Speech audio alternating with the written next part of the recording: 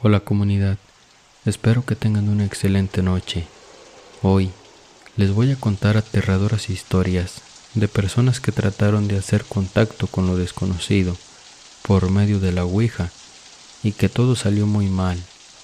Así que prepárate, ponte los audífonos, que aquí abrimos un nuevo expediente del inframundo. Bienvenidos.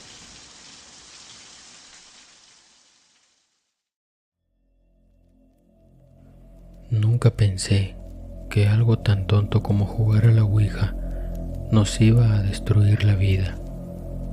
Esa noche creí que era solo una travesura más, pero ahora, cada vez que miro mi reflejo, no estoy seguro de que lo que me mira de vuelta sea yo.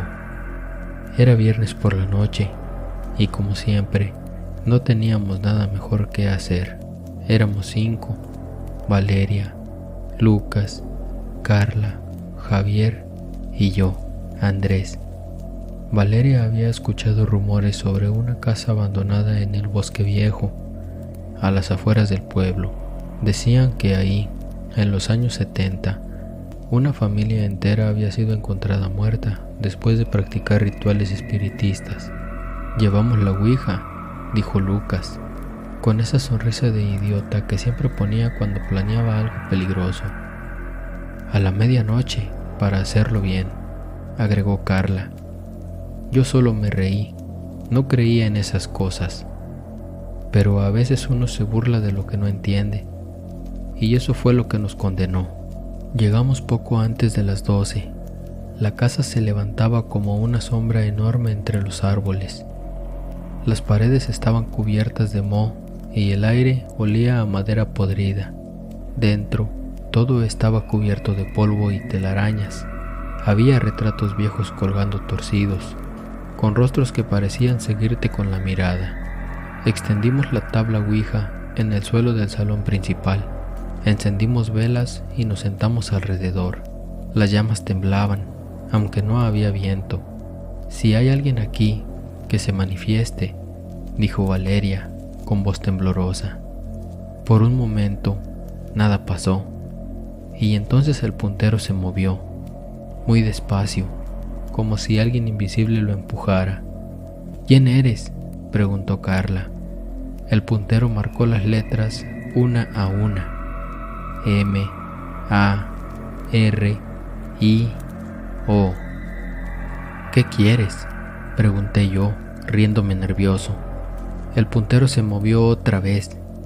S, A, L, I, R. Las velas se apagaron todas al mismo tiempo y un olor fétido llenó el aire. Y entonces Lucas empezó a reír. Al principio pensamos que era una broma, pero su risa era distinta, no sonaba humana. Su cabeza se inclinó hacia un lado, los ojos se le pusieron en blanco y de su boca empezó a salir una voz, grave, arrastrada, que no era la suya. Por fin, alguien abrió la puerta. Lucas se levantó de golpe, con una fuerza imposible. Nos lanzó a todos contra la pared. Valeria gritaba, pero él solo se acercó a ella y le susurró algo al oído. No entendíamos qué decía, pero desde entonces Valeria nunca volvió a hablar. Intentamos escapar, pero la puerta principal estaba cerrada, como si la casa misma no quisiera dejarnos salir. Las ventanas se clavaron solas, las velas se encendieron de nuevo, pero con una luz roja. Lucas caminaba en círculos, murmurando nombres, nuestros nombres. Carla cayó al suelo, convulsionando, mientras Javier intentaba sacarla.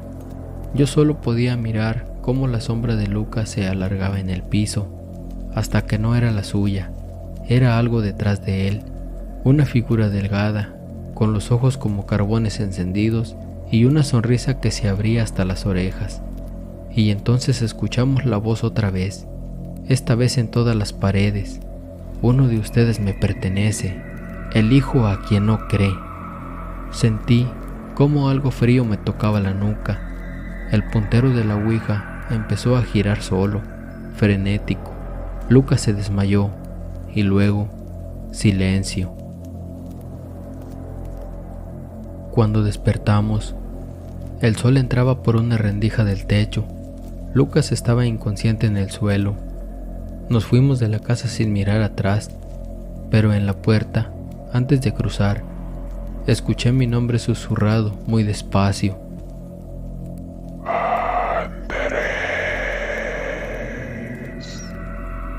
Desde esa noche, nada volvió a ser igual. Lucas estuvo internado por meses. Decían que sufría de delirios, que hablaba en idiomas que nadie entendía. A veces, en los pasillos del hospital, se escuchaba su voz, repitiendo el nombre Mario. Carla se suicidó al año siguiente. Dijo en su nota que el hombre de la casa la llamaba cada noche. Javier desapareció sin dejar rastro. Y Valeria vive en silencio, sin pronunciar una palabra desde aquella noche. Yo sigo escuchando la voz. A veces me despierta a las 3 de la mañana, otras la veo en el espejo, detrás de mí, el rostro de Lucas, pero con ojos rojos. Una vez intenté destruir la ouija, pero no pude. La madera no ardía ni se rompía, solo apareció grabada una nueva palabra en su superficie: Andrés. Han pasado 6 años desde aquella noche. A veces pienso que todo fue una alucinación, pero cada vez que alguien muere cerca, escucho la risa de Lucas y en mis sueños vuelvo a esa casa. La puerta se abre sola, las velas se encienden y él me espera sentado frente a la ouija. Aún no terminamos el juego, dice con esa voz podrida. Yo intento despertar, pero no puedo moverme. Siento su mano sobre mi pecho y una presión que me impide respirar. Entonces despierto, empapado en sudor, y el tablero está a los pies de mi cama. Las letras brillan solas bajo la oscuridad, formando una frase: uno de ustedes sigue siendo mío, y tú serás el siguiente. Dicen que los juegos prohibidos solo funcionan si alguien tiene miedo, pero en aquella casa, la ouija no necesitó de miedo, solo necesitó de una puerta abierta. Y ahora, cada medianoche, algo sigue cruzando.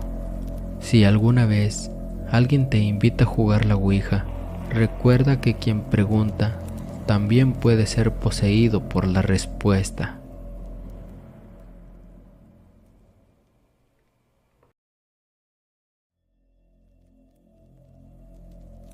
Nunca creí en los fantasmas hasta esa noche, esa maldita noche en la que decidimos jugar a la ouija en el cementerio. Éramos 5, Valeria, Tomás, Sandra, Marcos y yo. Teníamos 18 años y creíamos que el miedo era solo una excusa para no vivir. Habíamos escuchado leyendas sobre el cementerio de San Ezequiel, un camposanto olvidado a las afueras del pueblo, donde decían las almas nunca descansaban porque las tumbas se mezclaban entre los vivos. Damián, ese era yo, tuvo la brillante idea de llevar una ouija. Decía que quería grabar un video para el canal de YouTube. Solo será una broma, dijo. No imaginaba que estábamos abriendo una puerta que jamás podríamos cerrar. Cruzamos la reja del cementerio justo a la medianoche. La luna estaba oculta tras nubes espesas y cada lápida parecía observarnos desde la oscuridad. El aire era pesado, olía a tierra mojada y flores podridas. Encontramos un espacio cerca de una vieja cripta cubierta de hiedra. Colocamos velas, encendimos linternas y extendimos la tabla sobre una lápida que ya casi no tenía nombre. El silencio era tan absoluto que hasta el chisporroteo de las velas sonaba como un grito. Sandra, que era la más mística, dijo que debíamos tomarnos de las manos. No se burlen, esto hay que hacerlo con respeto, advirtió. Pusimos los dedos sobre el puntero. Valeria preguntó: ¿hay alguien aquí con nosotros? Nada. solo el viento, pero luego el puntero se movió, deslizó lentamente hasta la palabra sí. Marcos soltó una risa nerviosa, creyendo que alguien lo empujaba, pero todos juramos no haberlo hecho. El puntero siguió moviéndose, formó una palabra: M-I-R-E-N. Apunté mi linterna hacia la oscuridad y ahí lo vi, la silueta de un hombre alto, delgado, con el rostro cubierto por una capucha, de pie entre las tumbas. No se movía, solo nos observaba. Sandra gritó que debíamos cerrar el juego, pero el puntero empezó a girar solo, cada vez más rápido. Las velas se apagaron de golpe y una voz, baja, gutural, surgió de la tierra: ahora ya no pueden irse. Salimos huyendo del cementerio como locos. Marcos tropezó, se cortó la pierna con una lápida, pero seguimos corriendo sin mirar atrás. Nadie habló durante el camino de regreso. Esa noche ninguno durmió. A la mañana siguiente, Valeria no contestaba los mensajes. Fui hasta su casa. Su madre me dijo que se había levantado sonámbula a las 3 de la mañana, murmurando algo sobre una puerta que debía cerrarse, y que desde entonces no la habían visto. A los 2 días, Sandra empezó a escuchar voces en su habitación. Decía que alguien la llamaba por su nombre desde el armario. Marcos soñaba con la silueta del hombre encapuchado cada noche, y cada vez se despertaba con marcas en el pecho, como si alguien le hubiera arañado la piel. Intentamos quemar la ouija, pero no se prendía. El fuego se apagaba cada vez que la tocaba. Una madrugada, mientras revisaba el video que habíamos grabado, escuché algo que nos heló la sangre. Una sexta voz. No pertenecía a ninguna de nosotros.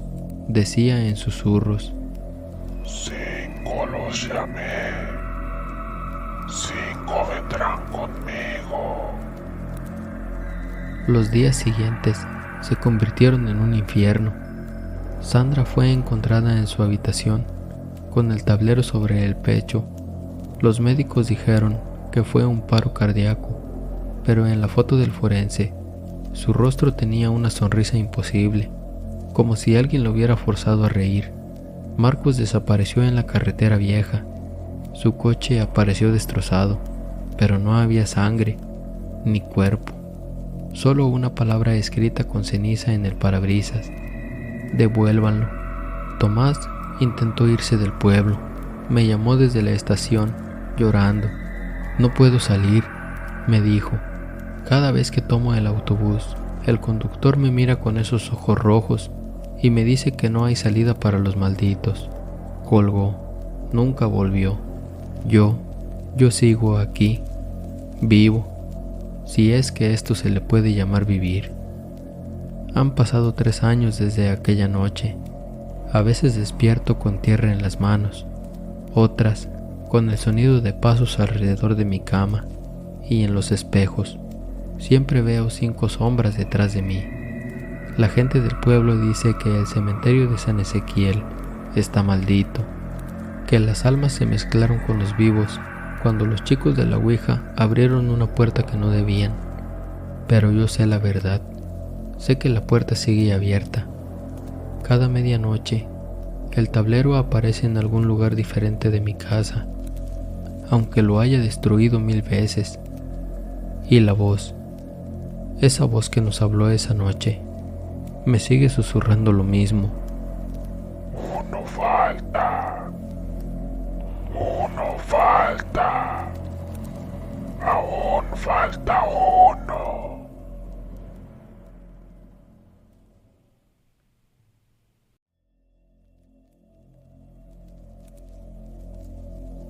Todo comenzó como una simple broma entre amigos.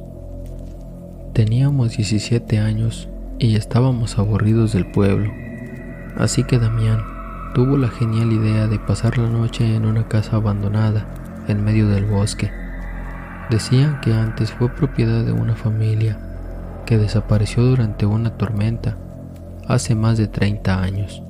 Nadie se atrevía a entrar, pero a nosotros nos pareció el lugar perfecto para contar historias de miedo y grabar algo para TikTok.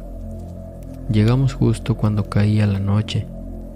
La casa era vieja, de madera húmeda y ventanas rotas. El aire olía a moho y algo podrido. El suelo crujía con cada paso y el viento que se filtraba por los huecos sonaba como susurros. Damián sacó de su mochila una tabla ouija que había comprado en una tienda esotérica del centro. «Vamos, será divertido», dijo riéndose. «Solo es un juego». Encendimos velas en el suelo del salón principal, formamos un círculo y colocamos el puntero sobre el tablero. Al principio todos se burlaban, hasta que Lucía, la más sensible del grupo, dijo con voz temblorosa: «Si hay alguien aquí, que se manifieste». El puntero se movió, solo un poco, apenas perceptible, pero todos lo sentimos. «Dejen de moverlo», dijo Sofía. «No fui yo», contestó Damián. «Yo tampoco había sido».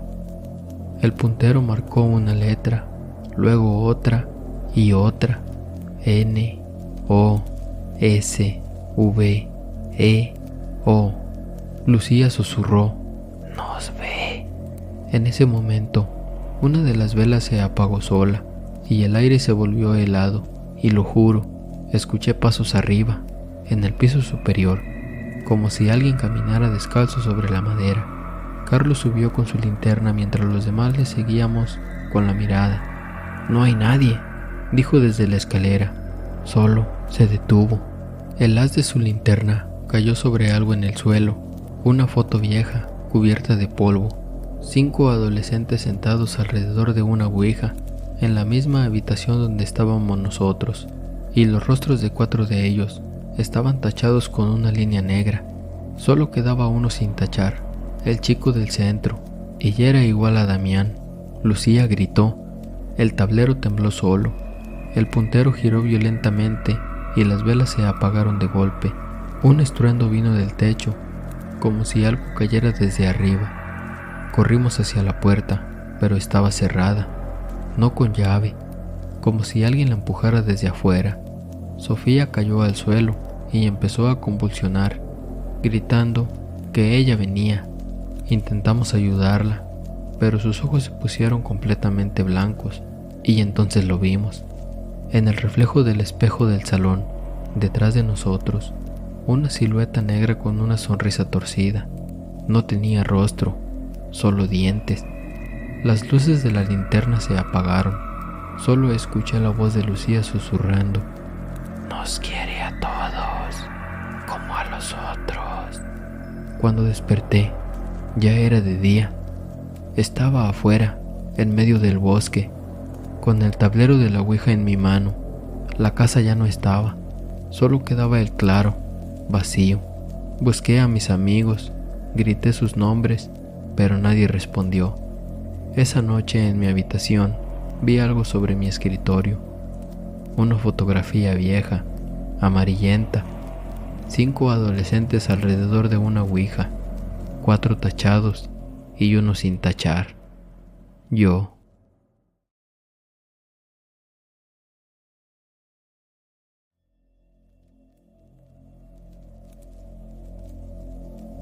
Nunca quise volver a contar esta historia. De hecho, durante años traté de convencerme de que no había pasado realmente, que era solo una alucinación colectiva o algún tipo de histeria juvenil. Pero cada vez que cierro los ojos, cada vez que estoy solo y la casa se queda completamente en silencio, escucho golpecitos en la pared, como si algo no hubiera terminado de entrar o de salir. Y lo peor es que yo sé que todo comenzó aquella noche, la noche en que jugamos a la ouija.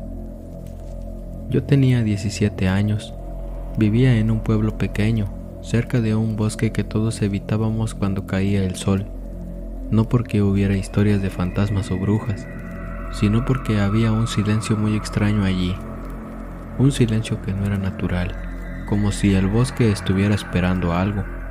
Ese día, un 14 de octubre de 1998, mi amigo Saúl llegó a mi casa con una tabla ouija hecha a mano.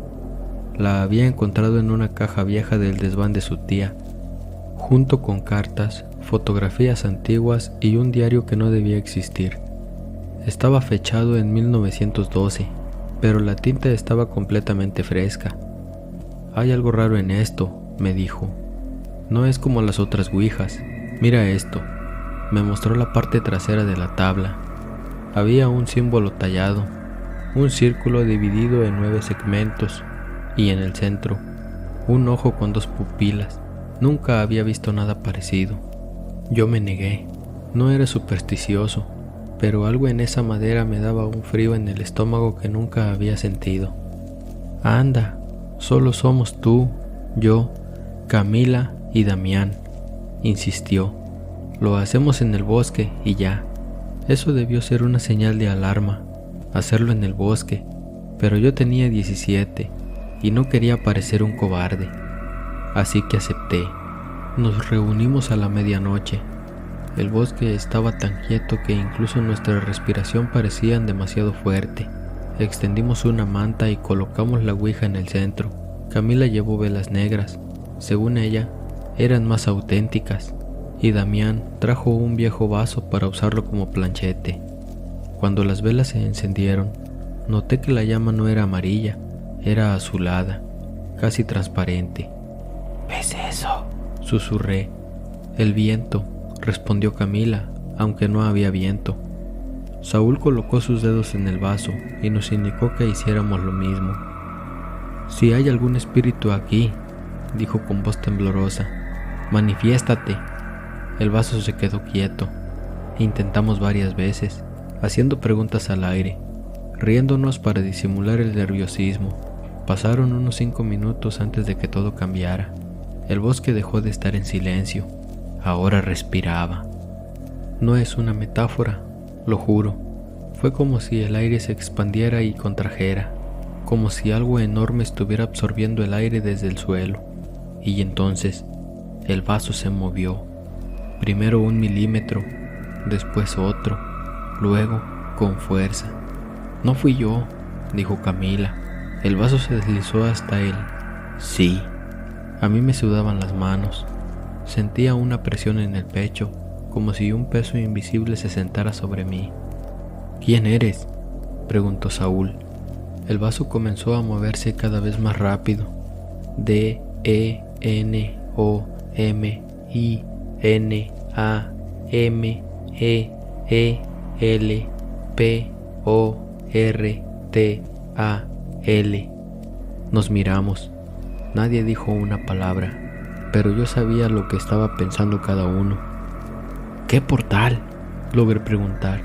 El vaso se quedó quieto, y entonces escuchamos un crujido entre los árboles. No era un animal, no era un tronco seco.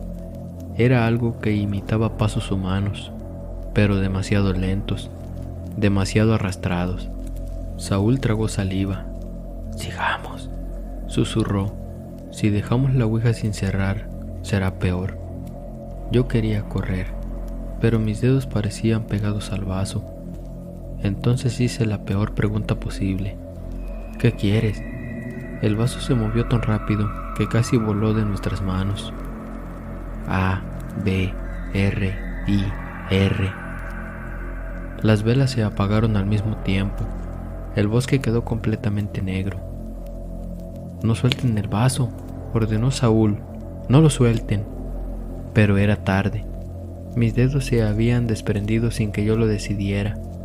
Fue como si algo hubiera empujado mi mano hacia atrás. Sentí un dolor punzante en el pecho. Camila gritó. No supe por qué al principio, pero cuando vi sus manos, mi sangre se congeló. Tenía marcas de quemaduras, como si hubiera sujetado hierro caliente. «¡La tabla!», gritó Damián. La ouija estaba vibrando.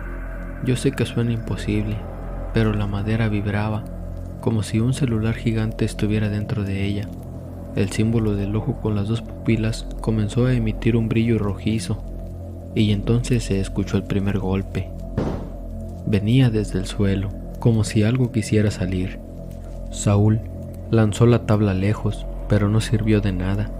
El suelo bajo nuestros pies empezó a agrietarse, apenas unos centímetros, pero de ahí salió un olor indescriptible, una mezcla de carne podrida y tierra húmeda. Un murmullo emergió de la grieta, primero muy bajo, después más fuerte. No era un idioma humano, era como escuchar voces dentro de otras voces, hablando desde un túnel interminable. Yo retrocedí, pero la grieta se expandía hacia donde estuviera. Saúl me agarró del brazo. «No mires adentro», me dijo, «no lo mires». Pero lo miré. Dentro del agujero había algo como un humo negro, pero no era humo. Parecía líquido, moviéndose como si tuviera vida, y en él brillaban ojos, ojos que no parpadeaban, decenas, quizás cientos. Me quedé paralizado, y entonces una mano salió del humo, una mano larga, delgada, con dedos demasiado largos y uñas negras que parecían cuchillas. No sé si esa mano quería salir o quería arrastrarnos adentro, pero yo sabía que algo estaba a punto de arrancar nuestro mundo desde abajo. Saúl gritó: «¡Hay que cerrar el portal! ¡Hay que cerrarlo!». Camila sollozaba. Damián temblaba y repetía una oración sin sentido. Yo no podía moverme. Saúl tomó la tabla y la colocó sobre la grieta. Fue absurdo, pero en ese momento parecía lo único que tenía sentido. El brillo rojo del símbolo aumentó y el murmullo se volvió gritos. El viento helado salió de la grieta con tanta fuerza que la tabla casi se escapó de las manos. «¡Ayúdenme!», gritó. Nos acercamos y pusimos nuestras manos sobre la tabla, como si pudiéramos aplastar algo desde abajo. La tabla empezó a calentarse, primero tibia, luego ardiente, pero no la soltamos. El bosque rugía, los árboles se movían como si algo gigantesco caminara entre ellos. Escuché voces detrás mío, aunque sabía que no había nadie allí. Y de pronto, todo se detuvo. El viento, los gritos, la vibración. Silencio absoluto. La grieta dejó de expandirse, el humo negro se desvaneció, las velas se encendieron solas. Saúl cayó al suelo completamente exhausto. Camila y Damián lloraban. Yo solo respiraba, como si hubiera vuelto del fondo del mar. Nos fuimos sin mirar atrás. Dejamos la tabla en el bosque. Jamás hablamos de esa noche, pero los efectos vinieron después. A la semana, Camila desapareció. Su habitación estaba intacta. Solo encontraron en su pared 3 marcas paralelas, como si algo hubiera raspado desde adentro. Damián comenzó a hablar dormido, repitiendo las mismas palabras en el mismo idioma imposible que escuchamos en el portal. Su familia lo internó. Nunca volvió a ser el mismo. Saúl murió 3 meses después. Causa oficial: falla cardíaca. Tenía 18 años, pero yo estuve ahí. Yo vi su cuerpo en el ataúd. Tenía las mismas marcas de quemaduras en las manos que Camila. Yo soy el único que quedó. Creí que estaba a salvo. Viví años convencido de que todo eso había quedado atrás, hasta hace 2 meses. Golpes en la pared. Al principio pensé que era la tubería o un vecino, pero una noche lo escuché demasiado cerca, justo detrás de mi cama. Y entonces lo escuché de nuevo, el murmullo, ese idioma imposible, susurrado como desde muy lejos o desde justo al otro lado de la pared. A veces, cuando apago la luz, veo una sombra en la esquina de la habitación, muy alta, con los brazos demasiado largos, inmóvil, observándome, esperando, porque ahora lo entiendo. Aquel portal nunca se cerró del todo, solo lo detuvo, solo se contuvo, y algo cruzó antes de que nosotros pudiéramos detenerlo. Lo que sea que salió esa noche en el bosque, me sigue desde entonces. Se alimenta del silencio, de la oscuridad, del miedo, y cada noche está un poco más cerca. Hace unos minutos lo escuché de nuevo, detrás de la puerta de mi habitación. No abrí la puerta, no voy a mirar, porque sé que si lo hago, esos ojos, los de dentro del portal, los que nunca parpadeaban, serán lo último que vea.